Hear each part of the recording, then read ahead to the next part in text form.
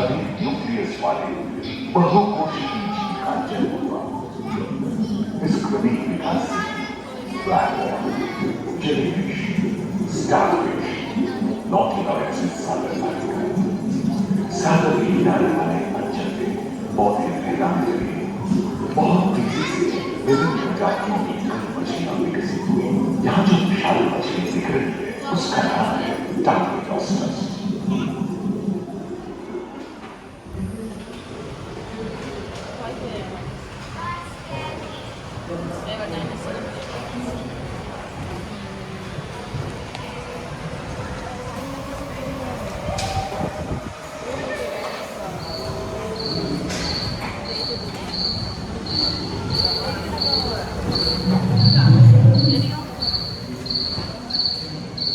लगभग 35 करोड़ वर्ष धरती पर पेड़ पौधे जो बढ़ते और घूम मकड़े आदि पंखहीन पतंग एवं इक्तियोस्टेगा जैसे उभयचर प्राणियों का आविर्भाव हुआ। सरीसृप जैसे स्तनपायी डायमेट्रोडोन प्रकट हुए, जिसकी पीठ पर नौका के पाल की तरह एक अंक था जो ताप को नियंत्रित रखने में मदद करता है। सरीसृप की तरह ही एक अन्य स्तनपायी प्राणी साइनोमेट्रिस इन दिनों काफी प्रभावशाली हो उठा था। इसकी विशेषता कुत्ते से बहुत मिलती थी।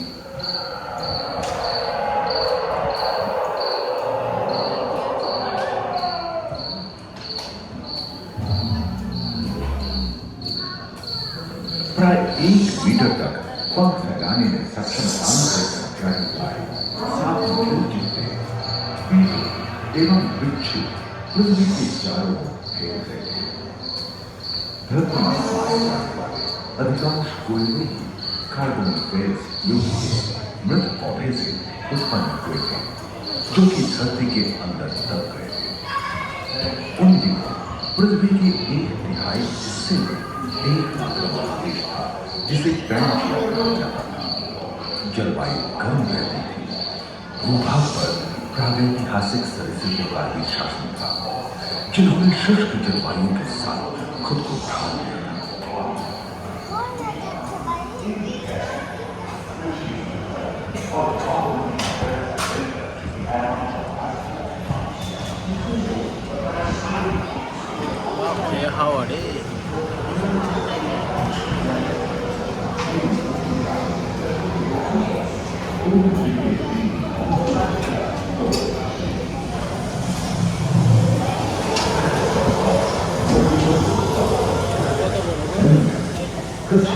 और मगरमच्छों का जन्म लगभग 40 करोड़ वर्ष पहले और 80 वर्ष बाद प्रथम स्तनपायी मछली मेसोस्पोर्टम में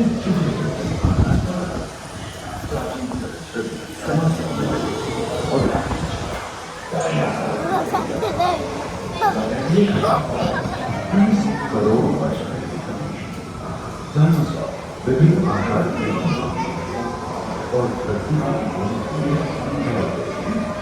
एवं जलवायु के अनुकूल खुद को ढाल दिया। इनमें से कुछ लोग हिरण की तरह हल्के पड़े और कुछ 15 पूर्ण वयस्क हाथियों जितने भाई थे।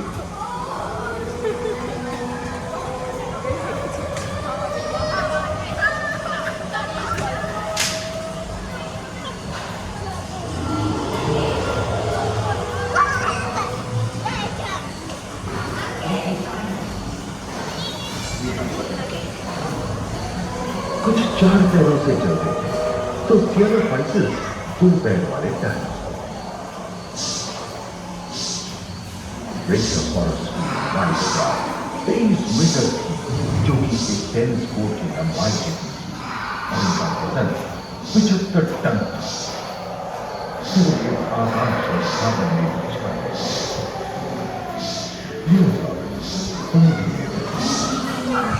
सबसे प्राचीन हवा में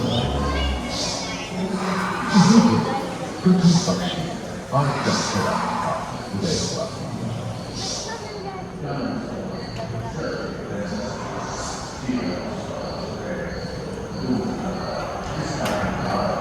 अगले 10 करोड़ वर्षों तक यानी जुरासिक के अंतिम चरण से क्रेटेशियस युग का प्रथम चरण तक डायनासोर के लिए स्वर्णिम युग रहा। जलवायु में नमी की मौजूदगी से पृथ्वी पेड़ पौधों से भर उठी।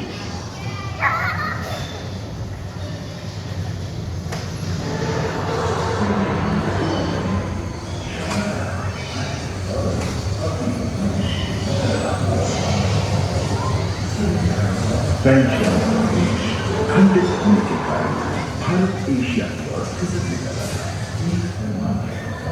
महादेश प्लेटों में हलचल होने से ज्वालामुखी के रूप में इसके फलस्वरूप आए भूकंप से विभिन्न भौगोलिक आकार एवं आकृतियां बदल एक अंग हुआ करता है जिससे वो शरीर के ताप को नियंत्रित करता था। एवं ऊपरी जाकर जैसे छोटे डायनासोर को ओलंपिक के तेज धावकों की तरह दौड़ सकते हैं।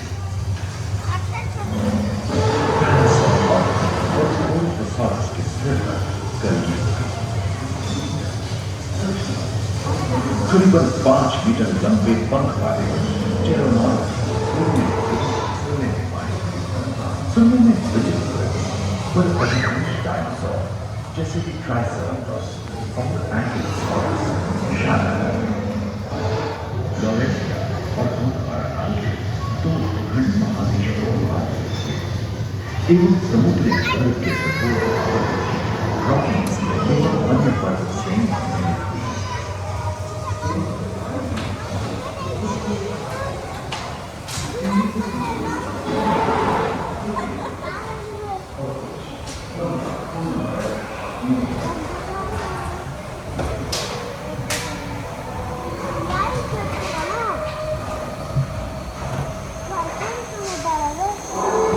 रेखा के पास उष्णता परंतु नदियां सूखने लगी थी एवं जंगल कम होने लगे।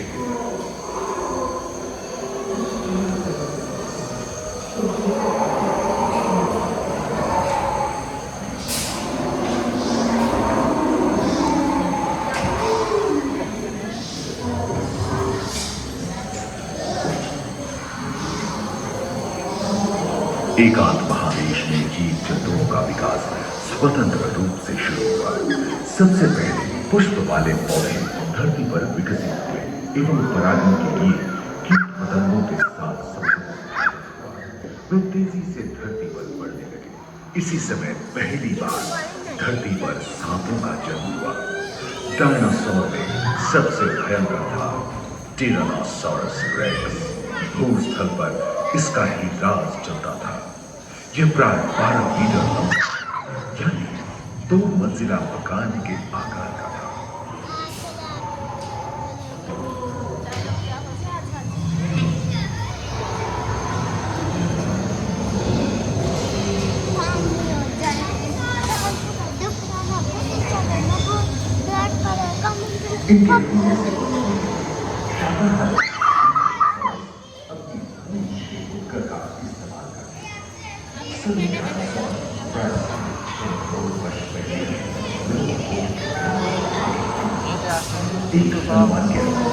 एक बहुत बड़ी पृथ्वी से जा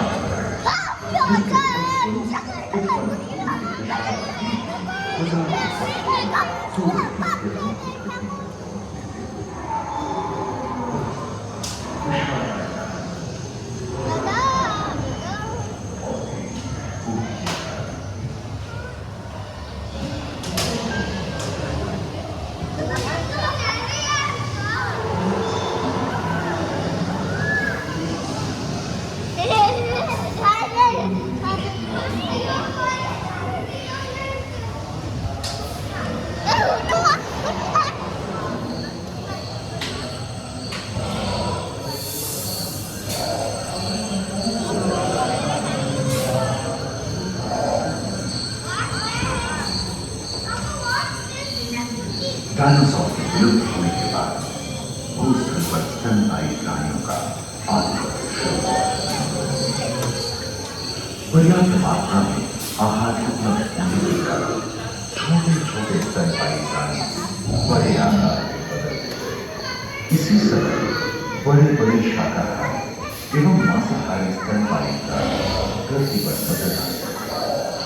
विश्व के कई हिस्से जंगल से हरे भरे हो गए।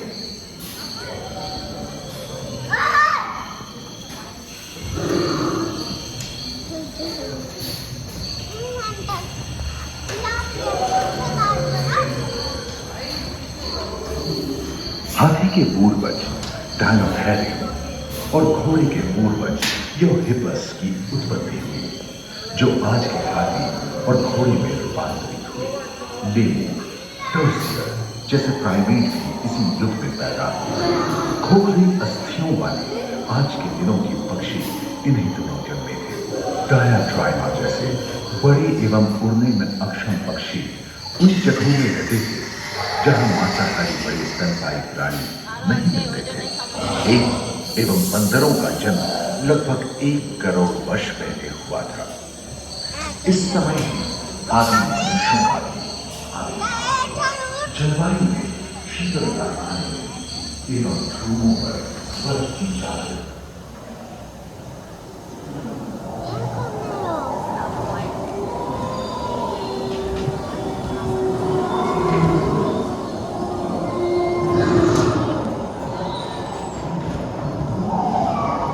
पृथ्वी के लंबे इतिहास में झांके तो ऐसे कई मौके रहे हैं जब उत्तरी गोलार्ध के अधिकांश हिस्से बर्फ की चादरों से ढक गए थे, जो आइस एज के नाम से जाना जाता है।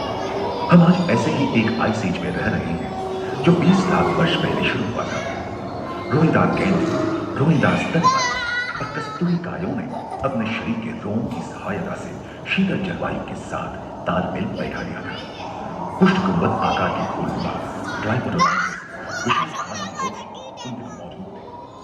सिंगल वाले बाघ और विशाल सिंह वाले हिरण जंगल में शान से विचरण करते थे। संभवतः सामने के दांत से मांस को चीरने फाड़ने में हुई अड़चन के कारण यह समय के साथ विलुप्त हो गए। वहीं दानव आकार के हिरण हिंसक जानवरों से बचने के लिए तेजी से नहीं भाग सकते थे। फलस्वरूप वे भी ओझल होने गए। इस समय से ही आधुनिक मानव का क्रमिक विकास शुरू हुआ और विशालकाय स्तनपायी प्राणी धीरे धीरे विलुप्त होने लगी।